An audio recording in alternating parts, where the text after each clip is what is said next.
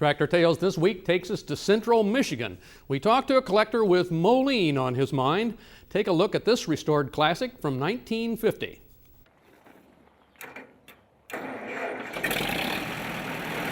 We've got a 1950 Minneapolis Moline RTE. The RTE meant that it had an extendable wide front.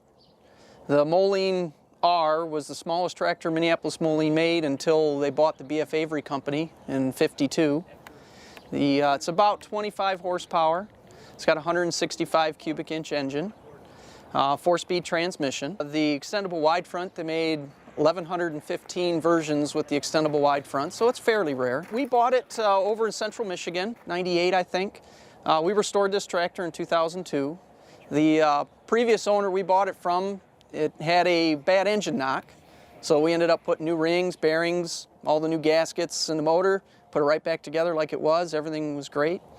Gone through the tractor front to rear, all new seals, bearings were needed, brakes, so on, clutch. The engine design was unique that Minneapolis Moline advertised that you could service it from a milk stool.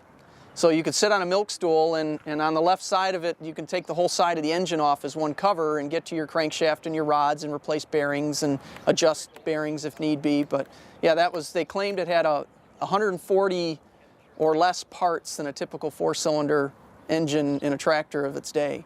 So they were really touting how less parts it had and how more efficient it was. This was only available in gas. There was possibly one or more prototype propane versions, but they were never in mass production. It took us 4 years to restore this one. It's the first tractor we ever restored back in 2002. And so it took us, we got it I think '98, and it took us till '02 to restore it.